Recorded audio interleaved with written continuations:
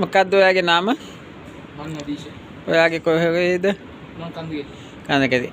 මම මේ බල්ලෝ හදලා මේ අරිහත් දජියක් ඔස්සේ විඳගෙන මේ බල්ලන්ව සානුකම්පා පිණිස මම දෙන්නේ. ඒ බල්ලන්ගේ අනාගතයක් බලාගන්න. මේ කන්දකට යන්නේ මේ දෙවෙනි බලු පැටියා.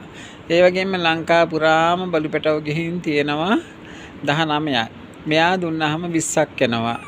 සැබවින්ම මේ බලු පැටියා ඔයාට දෙන්නවා. අද සිට අරගෙන ඒ බල්ලව දිනපතා නාවන්න ඕන. දිනපතා නාවන්න ඕන. ඒ වගේ හොඳට කන්න දෙන්න ඕන. ආදරෙන් ඉන්න. ගෙදර කට්ටියට අතවත් තියන දෙන්න ගෙදර බඩුවක් අල්ලන්න දෙන්නේ නැහැ. ඒ වගේම මෙයා ගියන් පස්සේ හරියට හරි සුරතල් හරි ආදරේ හිතන සත්තු.